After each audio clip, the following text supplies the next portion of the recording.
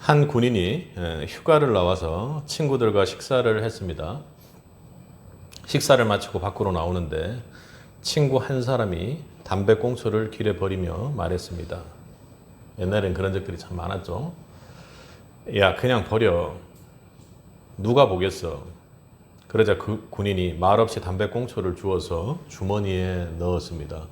군인들 담배꽁초 주머니에 넣는 거 보셨나요? 요즘 뭐 담배를 안 피니까 하는데, 제가 학교 다닐 때만 해도 친구들이 휴가를 나오면 원래 그렇게 꽁초를 주머니에 넣거나 그럴 애들이 아닌데요. 담배를 한 대 피면 그 꽁초를 잘 털어내 가지고 안전히 이제 불이 꺼지면 그걸 주머니에 자꾸 넣어요. 오늘 이 예화에서도 그렇게 얘기하는데, 휴가까지 나왔는데 왜 그렇게 해? 이렇게 얘기하니까 군인이 짧게 대답을 했습니다. 사람들은 나만 보는 게 아니라 이 군복도 함께 보잖아. 뭐 제 친구들도 군기가 바짝 들어서 그랬겠죠. 그러니까 자신이 군복을 입고 있으니 그 부대, 우리나라 군인으로서의 상징성을 가지고 있어서 뭐 그런 큰 포부를 가지고 있었는지 모르겠지만 쉽게 함부로 행동을 못하는 것이죠. 사람들이 담배꽁초를 버릴 때 자신만 보는 게 아니라 그 군복도 보기 때문입니다. 참으로 어찌 보면 인상적인 상황입니다. 사람은 혼자서 내 멋대로 그렇게 살아가는 것 같지만 때로는 자신이 속한 공동체를 자신이 대표하면서 그렇게 살아갑니다. 그래서 사람들은 그 사람의 행동만 보는 것이 아니라 그 사람이 어디에 속해 있으며, 그래서 저 사람의 행동을 보니 거기는 참 이렇구나 하고 그렇게 생각을 하게 되죠. 그건 결코 사람들이 섣부른 판단으로 그렇게 하는 것만은 아닌 것 같습니다. 오늘 우리가 읽은 고린도전서 5장에도 그런 장면이 나옵니다. 참으로 우리 입장에서도 읽기 힘든 고린도 교회 안에서 한 사람의 심각한 죄가 드러났습니다. 그런데 바울은요, 그 죄를 지은 사람에 대해서 그 나쁜 놈 어떻게 교회에 있을 수 있냐 이런 얘기를 하는 것이 아닙니다. 오히려 교회 전체를 향해 책망을 했던 것이죠. 그 죄 앞에서 왜요? 교회가 교회답게 반응하지 않았기 때문입니다. 교회는 세상과는 구별된 공동체인데 정작 그 구별됨을 잃어버리고 있었던 것이죠. 사랑하는 세빛 성도 여러분, 교회는 무엇이 다르기에 교회입니까? 그리고 우리 세빛교회는 세상과는 다른 교회가 맞습니까? 무엇이 교회를 세상과는 전혀 구별되고 다른 공동체로 만드는 것인가요? 오늘 바울은 고린도 교회 문제를 통해서 우리에게 하나님께서 주시는 음성을 듣게 합니다. 오늘 말씀을 통해 하나님께서 원하시는 구별된 교회의 모습은 어떤 모습일까요? 오늘 본문을 통해서 구체적으로 살펴보기로 합니다. 교회는 구별된 교회라는 말을 굳이 앞에다가 쓸 필요가 없는데요. 오늘 말씀의 특성상 그렇게 한번 해보도록 하겠습니다. 구별된 교회는 죄를 외면하지 않습니다. 우리 1절을 함께 다시 한번 읽어보도록 하겠습니다. 너희 중에 심지어 음행이 있다 함을 들으니 그런 음행은 이방인 중에서도 없는 것이라. 누가 그 아버지의 아내를 취하였다 하는도다. 이런 걸 보면 성경이 참 놀라운 건데요. 사실 이 본문이 우리 중고등부 예배하고도 연결이 되어 있어서 이 중고등부 예배 때는 이런 본문 자체를 아예 읽을 수가 있을까 싶을 정도로 참으로 심각하죠. 바울은 지금 고린도 안에서 일어난 한 심각한 상황을 말합니다. 한 사람이 아버지의 아내와 부도덕한 관계를 맺고 있었다라는 것입니다. 바울은 이건 이방인 중에서도 좀처럼 일어나기 힘든 일이라고 이야기를 합니다. 당시 세상 사람들의 도덕 기준으로 보면 너무나도 심각한 충격이라는 이야기죠. 그런데 바울이 더 놀란 것은요, 그런 문제가 있었던 것에 대해서 이야기하기보다 그걸 더 넘어서 교회가 그에 대해서 어떻게 했는지에 대해서 말하는 교회의 태도였습니다. 2절을 함께 읽겠습니다. 그리하고도 너희가 오히려 교만하여져서 어찌하여 통한이 여기지 아니하고 그 일 행한 자를 너희 중에서 쫓아내지 아니하였느냐. 교회가 교만해졌다고 이야기를 합니다. 왜 그런 죄를 지었느냐, 어떻게 그런 죄를 지을 수가 있느냐, 이렇게 이야기하는 것, 그걸 먼저 물은 것이 아니었습니다. 왜 교회는 그 죄를 슬퍼하지 않느냐고 묻고 있는 겁니다. 그 죄에 대해서 왜 통회하지 않느냐고 물어보는 것입니다. 여기서 교만하다는 것은 단순히 자신을 높인다라는 것이 아니라 죄에 대한 영적 감각을 잃어버린 상태입니다. 울어야 할 일에 울지 않고 아파해야 할 일을 아무렇지도 않게 받아들이는 것입니다. 그러니 죄에 대해서 둔감해졌다라는 것을 이건 넘어선 일입니다. 우리의 현재 모습을 교만하다고 이야기를 하는 것이죠.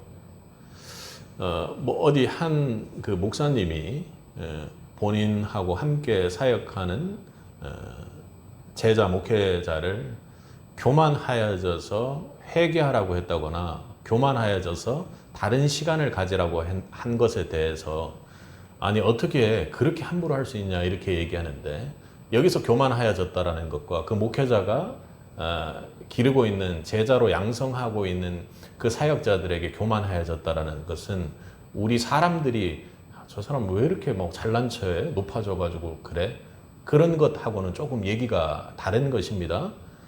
여기서 교만하여졌다라는 것은 죄에 대해서 둔감해졌다라는 것입니다. 그러니까 죄라는 것이 완전히 인간의 기준으로 판단해서 야 이렇게까지 죄를 저질렀어? 이렇게 판단하기 시작하는 그 상태를 영적으로 사역자들 또 그리고 교회를 향해서 분명히 그렇게 이야기를 할 수가 있는 것이죠. 그보다 더한 극악 범죄도, 아주 심각한 죄도 예수님의 보혈의 능력으로 용서받고 세워진 교회라는 것을 잊고 있는 것이죠. 그러니까 그 죄에 대해서 내가 먼저 판단하는 순간 참으로 심각한 교만이 교회에 작용한다는 것입니다. 바울이 보기에 교회의 가장 큰 문제는 음행이 아니라 죄를 죄로 여기지 않는 공동체가 되어버렸다는 것이 더 큰 문제입니다. 그러니 본인 스스로는 이제는 나는 좀 깨끗해졌으니 내 상태는 그래도 괜찮으니 저런 죄는 그냥 단순히 죄로 판단해버리고 지독한 죄인인 내가 용서받은 존재라는 것을 교회가 잊고 있었다는 것이죠. 매우 심각한 문제입니다. 이것이 왜 이렇게 교회에 있어서 심각합니까? 교회는 죄가 없는 사람이 모인 공동체가 아니기 때문입니다. 교회는 죄 있는 자들이 주님 앞에 모여 회개함으로 그 믿음의 반석 위에 주님께서 교회라 사랑으로 세워주셨습니다. 자신도 죄인임을 잊었습니다. 예수님은 없고 어찌 보면 본인이 그 교회에서 행동하는 머리가 되어서 움직이고 있는 것을 지칭한 것이죠. 여러분, 죄가 있을 때 그 죄 앞에 엎드릴 수 있는 것이 교회의 가장 큰 능력입니다. 우리가 구약의 다윗을 한번 생각해 보십시오. 그러지 않는다면 하나님 마음에 합한 교회가 결코 될 수 없는 것입니다. 다윗을 생각해 보면 다윗은 도저히 어떻게 사람으로서는 하기 힘든 죄를 저지른 것 아닙니까? 그 죄만 보면은 그 사람이 하나님 마음에 합한 자라고 그럴 수가 없는 일들 아닙니까? 그런 상태가 바로 교만한 상태라고 지금 이야기하는 겁니다. 그런데 다윗은 어땠습니까? 나단 선지자가 죄를 지적했을 때 그는 결코 변명하지 않았습니다. 내가 여호와께 죄를 범하였노라, 범죄하였노니, 내가 하나님 앞에 범죄하였노니 하고 그렇게 바로 엎드렸던 것이 다윗이죠. 그게 바로 교회의 모형입니다. 나단 선지자가 하나님의 말씀이고 하나님의 기준이라면 그 기준에 어긋난 것을 깨닫고 엎드릴 때 하나님 은혜의 역사가 생기는 곳, 바로 그것이 교회요. 거기가 교회의 가장 근본적인 능력이 되는 것입니다. 다윗은 자신의 죄를 인정했고 시편 51편에 그 죄 때문에 하나님 앞에 범죄한 것 때문에 너무나도 정말 뼈가 녹는 것처럼 그렇게 통곡하며 회개를 했습니다. 다윗이 하나님 마음에 합한 사람이었던 이유는 다윗이 죄가 없는 존재였기 때문이 아니라는 것을 여러분 꼭 기억하셔야 합니다. 그는 하나님 앞에 그 죄를 세우고 결코 죄를 외면하지 않았다라는 것입니다. 사랑하는 성도 여러분, 이것이 교회가 세상과 구별되는 첫 번째 모습입니다. 교회는 결코 죄를 가벼이 여기지 않습니다. 그렇다고 죄인을 쉽게 버리지도 않는 것이죠. 죄는 미워하지만 죄된 사람들이 회복받기를 원하는 공동체, 그렇게 주 안에 회복된 공동체가 교회입니다. 오늘날에도 교회는 시대의 기준이 아니라 하나님 말씀을 기준으로 죄를 분별해야 하는 것이죠. 그냥 덮어놓고 아무것도 아닌 것 양 그렇게 지나가서는 안 된다라는 것입니다. 분명히 동성 간의 성적 관계를 비롯해서 하나님께서 죄라고 말씀하시는 모든 죄에 대해서 진리를 침묵해서는 안 되는 것입니다. 죄를 짓는 자들이 죄를 지어서 연약한 소수자라고 얘기해서는 안 될 것입니다. 그건 분명한 죄이기 때문에 그렇습니다. 그들을 죄인으로 낙인 찍기 위함이 아니라 교회가 죄를 외면하는 상태가 되어서는 결코 안 된다라는 것이죠. 죄에 대해서 침묵하는 교회가 되어서는 안 됩니다. 그런데 교회가 그 진리를 말하는 것은 그들을 정죄하기 위함이 아니라 주 안에 새로운 생명으로 다시는 그 죄를 짓지 않게끔 하는, 우리 교회에 입당할 때 하나님께서 우리에게 주셨던 것처럼 나도 너를 정죄하지 아니하노니 가서 다시는 그 죄를 범치 말라는 하나님의 놀라운 은혜의 역사가 시작되는 것입니다. 죄를 도려내야 합니다. 그래야 생명으로 나아갈 수 있는 것이죠. 우리도 우리 자신을 돌아보기를 원합니다. 혹시 우리가 오랜 습관이라고 붙들고 있는 죄는 없습니까? 아니면 그 죄가 너무나도 커서 내가 그냥 그럴 수 있지라고 하면서 그 죄를 건드리기가 힘들어서 넘어가고 있는 것은 아닙니까? 양심이 무뎌져서 더 이상 마음 아프지 않는 죄는 없습니까? 하나님께서 말씀하시는데도, 이렇게 오늘 말씀 선포가 되는데도 이 정도는 괜찮다 스스로 설득하는 것은 없냐고 묻고 있는 것입니다. 우리 공동체는 사랑이라는 이름으로 죄를 침묵하고 있는 것은 없습니까? 히브리서 12장 6절은 주께서 그 사랑하는 자를 징계하시고 그가 받아들이시는 아들마다 채찍질하심이라, 이렇게 이야기를 합니다. 채찍질에 포커스가 있는 것이 아니라 그 죄를 결코 외면하지 않으시고 결국에는 그 죄와 그 죄를 돌이켜 주님 앞으로 오게끔 하는 것이죠. 하나님께서 죄를 다루시는 이유는, 외면하지 않는 이유는 우리를 버리시기 때문이 아니라, 우리를 정죄하기 때문이 아니라 저와 여러분을 사랑하시기 때문입니다. 죄가 우리를 무너뜨리는 것을, 하나님의 백성을 무너뜨리는 것을 결코 원치 않는 것입니다. 아마 부모가 아이들이 죄를 저질렀을 때 쟤는 어떻게 저런 죄를 저질렀을까? 저런 벌레 같은 인간이 어디 있어? 그런 마음이 육신적으로 훅 하고 올라올 때가 있을 수 있습니다. 그러나 결코 부모의 마음이 그래 너는 그렇게 죄나 짓다 죽어버려라 나쁜 놈이다 이렇게 하진 않을 것입니다. 그 아이가 죄를 이기고 승리해내서 생명력 있게 살아가기를 바라는 것이 부모 아니겠습니까? 오죽 육신의 부모도 그럴진데 하늘 아버지인 하나님께서는 어떠시겠습니까? 사랑하는 성도 여러분, 정말로 기억해야 될 것은 죄를 외면하지 않는 가장 중요한 교회의 근간은요, 교회가 구별된 공동체인 이유는 완전해서가 아닙니다. 죄된 자들이 주님 앞에 회복하고 회개한 공동체이기 때문에 그 죄를 결코 외면하지 않고 주님께로 끌고 가 주님 앞에 회개하고 주님의 생명 옆에 붙기를 바라기 때문입니다. 그런데 여러분, 그렇게 주님 옆에서 잘못했습니다. 주님 앞에서 죄를 한탄하는 것만으로는 끝이 아닙니다. 죄를 인정하는 것에서 멈추고 주님 앞에 눈물로 후회해 나가면 결코 바꾸어서 앞으로 나아갈 수가 없는 것이죠. 멈추면 그냥 후회하고 죄를 인정하는 것에서 멈추면 다시 우리 안에서 죄는 뿌리를 내립니다. 바울은 그래서 한 걸음 더 나갑니다. 교회가 구별되는 두 번째 이유는 교회는 죄와 끝까지 싸운다라는 것입니다. 우리 6절을 한번 읽어보겠습니다. 너희가 자랑하는 것이 옳지 아니하도다. 적은 누룩이 온 덩어리에 퍼지는 것을 알지 못하느냐. 바울은 이제 죄와 연결지어서 누룩의 이야기를 합니다. 유대인이라면 이 말을 듣고 있는 그 유대인이고 그 시대를 생각한다면 유월절을 떠올렸을 것입니다. 하나님께서는 출애굽기 12장에서 유월절을 앞두고 집안의 모든 누룩을 제거하라고 먼저 명령하셨습니다. 유월절에는 누룩을 넣은 빵이 아니라 뭘 먹죠? 무교병을 먹습니다. 그 누룩 자체가 악해서가 아니라 누룩은 조금만 남아 있어도 반죽 전체에 완전히 퍼지기 때문에 그렇습니다.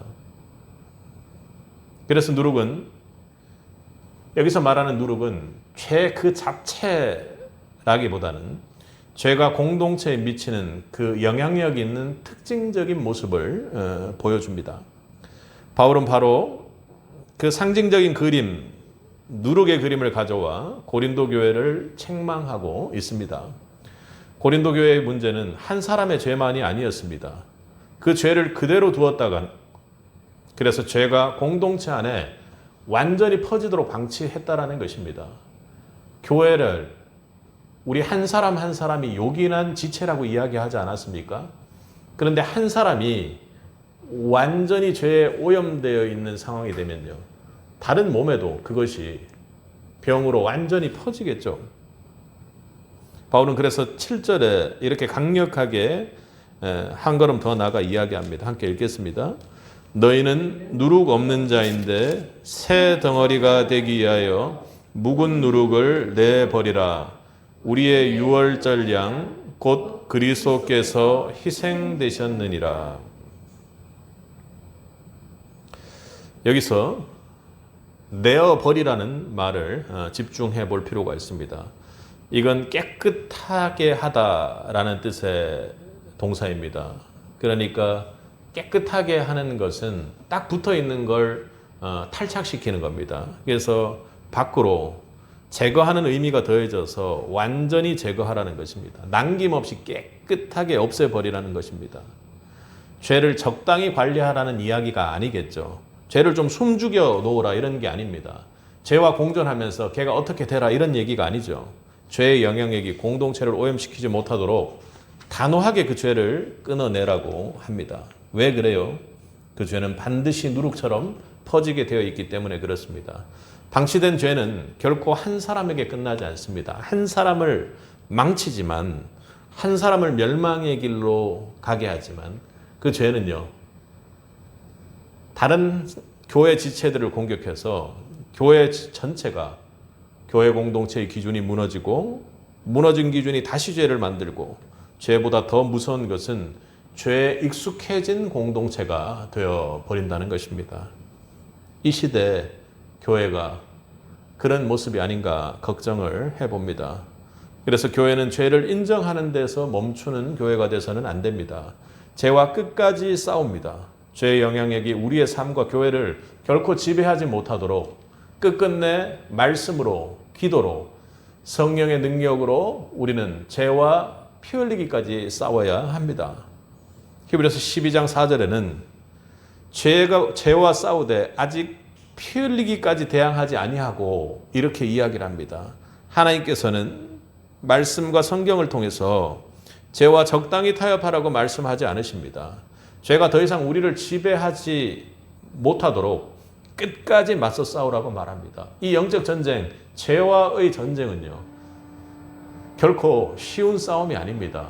밀리면 계속 조금씩 밀려서 사탄은 교회마저도 장악해서 한 영혼이 주님께로 결코 갈 수 없도록 그렇게 끝끝내는 만들어버리고 마는 것이죠. 사랑하는 성도 여러분, 죄가 더 이상 우리와 교회를 지배하지 못하도록 끝까지 맞서 싸우라고 말씀하셨습니다. 그렇게 끝까지 죄와 맞서 싸우는 그것이 교회가 세상과 구별된 두 번째 모습입니다. 사랑하는 성도 여러분, 오늘도 우리 안에 남겨둔 누룩이 없습니까? 그 누룩은 반드시 커져서 여러분을 장악하고 여러분을 하나님 곁으로 갈 수 없도록 만들 것입니다. 이 정도는 괜찮겠지 하며 방치하고 있는 죄가 없습니까? 하나님이 오늘 말씀하십니다. 너희 묵은 누룩을 내어버리라.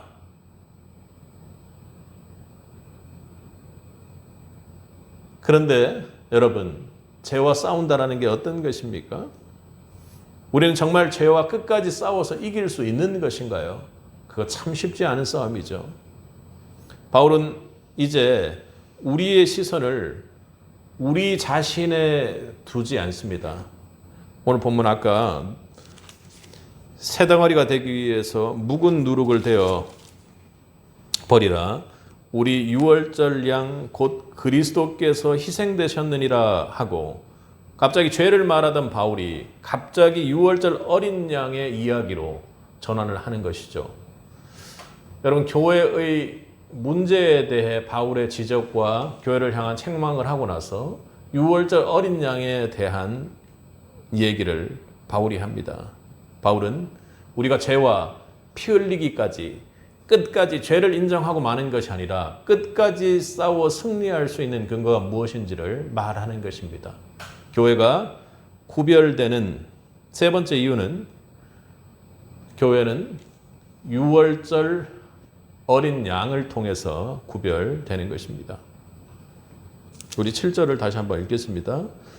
너희는 누룩 없는 자인데 새 덩어리가 되기 위하여 묵은 누룩을 내어버리라. 우리의 유월절 양 곧 그리스도께서 희생되셨느니라. 우리 7절을 이렇게 읽으면 아마 바울이 이야기하고자 하는 바가 잘 드러날 겁니다. 너희는 누룩이 없는 자인데 새 덩어리가 되기 위하여 묵은 누룩을 내어버리라. 왜냐하면 우리 유월절 양 곧 그리스도께서 십자가에 희생하심으로 이미 모든 싸움에서 승리하셨기 때문이다. 이렇게 바울이 이야기합니다. 이것이 고린도전서 5장의 절정의 메시지입니다. 지금까지 바울은 죄를 외면하지 말라고 했고 묵은 누룩을 내어버리라고 했습니다. 그런데 죄를 말하던 바울이 갑자기 어린 양을 이야기합니다. 바울은 교회가 죄와 싸울 수 있는 이유를 우리의 결심이나 우리의 의지나 우리의 잘함이라 우리의 행위에서 찾는 것이 아닙니다. 그것은 바로 예수 그리스도의 십자가의 희생에서 찾습니다. 먼저 바울은 우리의 정체성을 이야기합니다. 너희는 누룩 없는 자인데, 너희는 누룩 없는 자라고 이미 선포하고 있습니다. 바울은 너희는 누룩 없는 자가 되라고 말하지 않습니다. 먼저 너희는 누룩 없는 자라고 이미 선포하는 것이죠. 그 이유는 유월절 어린 양께서 희생되셨느니라. 사랑하는 세빛 성도 여러분, 교회가 세상과 구별되는 가장 큰 이유가 무엇입니까? 우리가 좀 잘 행동하기 때문입니까? 교회가 죄가 전혀 없어서입니까? 세상 사람들하고 우리는 질적으로 다른 인간들이기 때문에 그렇습니까? 우리가 더 의로운 사람들만 잘 골라서 모였습니까? 아닙니다. 교회가 구별된 이유는 유월절 어린 양 되신 예수 그리스도께서 우리를 위해 십자가에서 죽으셨기 때문입니다. 이것이 교회를 교회되게 하는 이유이며 교회가 다른 어떤 공동체, 세상에 아무리 좋은 공동체보다도 구별되어 있는 이유입니다. 여러분, 출애굽기의 유월절을 떠올려 보십시오. 하나님께서 보신 것은 집안이 얼마나 깨끗한가가 아니셨습니다. 그 집 사람들이 얼마나 의롭고 얼마나 여지껏 잘 행동했는지가 아니었습니다. 하나님은요, 문설주에 발린 어린 양의 피를 보셨습니다. 그 피가 있는 집은 심판이 지나가고 그 피가 하나님의 백성들을 구별된 백성으로 만들었습니다. 그리고 그 후에 누룩을 버리라고 하셨습니다. 이건 매우 중요합니다. 먼저 어린 양의 보혈이 있었습니다. 그리고 먼저 하나님께서 그 어린 양의 보혈을 통해 구원하셨습니다. 그리고 구별된 삶을 요구하셨던 것이죠. 먼저 하나님 백성이 되게 하시고 그리고 하나님 백성답게 살아가라고 지금 말씀하고 계시는 것입니다. 이것이 복음의 순서이죠. 우리가 그런 죄를 지었기에 그런 죄를 지어서 너무나도 돌이킬 수 없는 죄인이기 때문에 우리가 구원받지 못했고, 만약 우리가 좀 괜찮았기 때문에 구원을 받은 존재라면 우리는 죄를 통해서 벗어날 길이 없는 사람들입니다. 그래요. 고린도 교회에 있는 지금 그 죄를 지은 사람은 결코 교회에서 킥아웃돼서 쫓겨나고 징계받고 출교당하고 그냥 끝입니다. 그러나 교회 공동체는 그런 것이 아닙니다. 설령 징계에서 출교하는 한이 있더라도 그에게 죄가 무엇인지 그 죄를 통해서 그 앞에 엎드려 회개할 수 있도록 그렇게 주님을 교회의 전부로 어린 양 백성의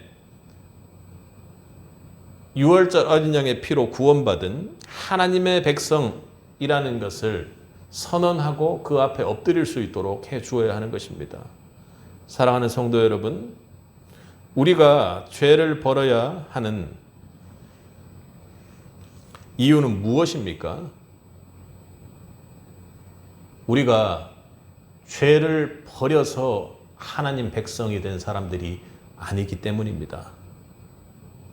우리는 어린 양의 피로 먼저 하나님의 백성이 되었습니다. 우리는 어린 양의 피로 하나님의 백성이 되었기 때문에 죄를 버리고 죄와 맞서 싸우는 것입니다. 죄와 싸워야 하나님께 받아들이는 그런 존재가 아니라니까요. 우리는 이미 누룩 없는 자가 되어 하나님 나라의 백성이 되어 하나님 나라의 백성으로서 하나님 보혈의 피로 죄와 끝까지 싸울 수 있는 자들입니다. 그런데 이 순서가 바뀌면 결코 그 죄에 덫에서 빠져나올 수가 없습니다. 바울이 믿고 있는 가장 복음의 믿음의 중요한 축이기도 합니다. 바울은 그래서 8절에 이렇게 권면을 합니다. 함께 읽겠습니다. 이러므로 우리가 명절을 지키되 묵은 누룩으로도 말고 악하고 악의에 찬 누룩으로도 말고 누룩 없이 온전 순전함과 진실함의 떡으로 하자. 유월절은 단지 절기는 지키는 날이 아니었습니다. 어린 양의 피로 구원받은 백성이 새로운 삶을 시작하는 날이었습니다.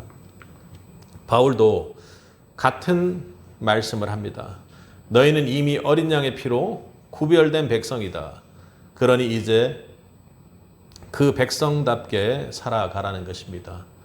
여러분, 복음서를 보면요, 예루살렘에 주님께서 호산나의 소리를 들으면서 그렇게 들어가는 그때가 언제입니까? 바로 유월절의 절기입니다. 유월절에 어린 양으로 십자가에 달려 죽으시기 위해 그렇게 주님께서 올라가셨던 것이죠. 그래, 유월절 어린 양의 피, 유월절의 어린 양의 피로 구원받은 백성들은 그때부터 새롭게 구원의 역사가 시작된 것입니다. 오늘도 우리의 시선을 죄를 이겨내야지, 난 왜 이렇게 죄인일까 하는 것은 내가 잘 행동하고, 그래, 내가 그래도 좀 세상에 비해서는 좀 착하게 잘 살고 있구나 하는 것과 별반 다르지 않습니다. 나 왜 이렇게 죄를 저질렀지? 나는 여전히 왜 이렇게 몹쓸 짓을 하고 있지? 난 왜 이렇게 안 되지? 하는 것, 그것만으로는 결코 죄와 싸워 이겨낼 수가 없는 것이죠. 우리가 어린 양을 바라볼수록 죄가 더 무겁게 보입니다. 은혜는 더 크게 보이는 것이죠. 우리는 십자가를 바라볼수록 우리의 죄를 더 미워하게 되고 죄와 끝까지 싸울 수 있는 힘을 가지고 반드시 승리하게 될 줄 믿습니다. 이것이 교회가 세상과 구별되는 가장 근본적인 이유입니다. 교회는 죄를 외면하지는 않습니다. 교회는 죄와 끝까지 싸웁니다. 왜냐하면 그 모든 것이 가능하게 한 이유는 우리의 유월절 어린 양 대신 예수 그리스도께서 우리를 위해 희생하셨기 때문입니다. 모든 것은 우리의 결심이나 의지에서 시작되지 않습니다. 불가능합니다. 그것이 교회가 구별되는 가장 큰 이유입니다. 우리의 유월절 어린 양 대신 예수 그리스도께서 유월절 절기에 십자가의 사역을 시작하셨던 것처럼 우리의 유월절 어린 양 대신 예수 그리스도를 통해 교회는 구별됨을 시작할 수 있는 것입니다. 유월절 밤을 떠올려 보십시오. 여러분, 하나님께서 보내신 집안이 얼마나 깨끗한가를 통해서 구원받질 않았습니다. 그 집 사람들이 얼마나 의로우며 얼마나 열심을 내었느냐도 아니었습니다. 하나님은 오직 문설주에 발린 어린 양의 피만 보셨다라는 것을 기억하시기 바랍니다.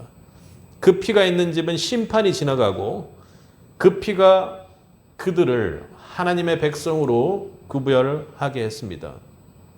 오늘도 우리 새빛교회도 마찬가지입니다. 하나님께서 우리를 보실 때 먼저 보시는 것은 우리의 의로움도 우리의 열심도 아닙니다. 쟤는 죄가 조금 있구나 없구나 이런 것이 아닙니다. 우리의 유월절 어린 양 대신 예수 그리스도인 것이죠. 그러므로 우리가 죄를 버려야 하나님 백성이 된다라는 것을 생각지 마십시오.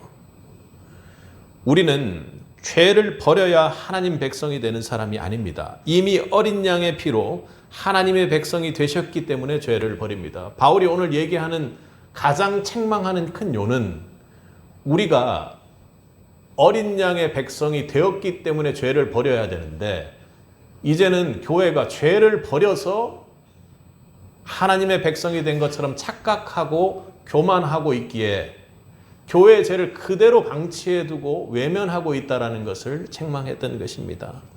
사랑하는 새빛 성도 여러분, 오늘도 우리의 시선을 죄보다는 나의 참으로 참담한 이 모습보다는 내가 하고 있는 행동에 대한 판단보다는 어린 양 예수 그리스도에게 시선을 돌릴 수 있기를 축복합니다. 어린 양을 바라볼수록 여러분들은 더욱더 죄를 무겁게 여기고 하나님 백성으로 살아갈 수가 있는 것입니다. 십자가가 더 크게 보이고 그 십자가의 은혜가 여러분을 죄와 싸워 승리할 수 있는 길로 이끌 것입니다. 세상 가운데 구별된 교회로 참으로 이 어려운 시대에도 구별된 교회로 살 수 있도록 해 주실 것입니다. 사랑하는 성도 여러분, 오늘 바울이 권면하는 것처럼 우리의 유월절 어린 양 대신 예수 그리스도를 바라보며 참으로 주의 교회답게 참으로 주의 어린 양의 보혈의 피 받은 자로 구원받은 백성들의 교회답게 살아가는 저와 여러분이 되시기를 주님의 이름으로 간절히 축복합니다. 함께 기도하겠습니다. 거룩하신 하나님 아버지,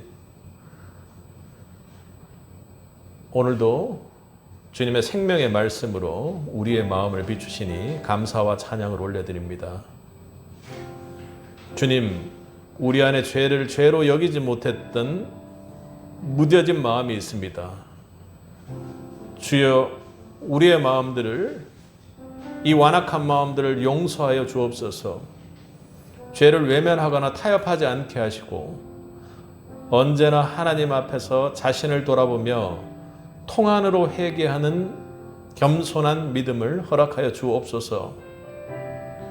죄의 영향력이 우리의 삶과 가정과 교회 가운데 퍼지지 않도록 말씀과 기도로 끝까지 싸우게 하시고 성령께서 주시는 능력으로 날마다 거룩을 이루어가게 하옵소서. 무엇보다 우리 한 사람 한 사람의 시선이 우리 자신이나 우리의 결심이나 우리의 참으로 한탄스러운 겉모습을 의지하지 않게 하시고 우리를 위해 십자가에 희생하신 유월절 어린 양의 예수를 바라보게 하옵소서. 십자가의 은혜를 기억할수록 죄를 더욱 미워하게 하옵시고 그 십자가의 은혜에 힘입어 구별된 하나님의 교회가 되게 하옵소서. 오늘도 우리를 구원하신 유월절 어린 양 되신 예수 그리스도의 이름으로 기도드렸습니다. 아멘.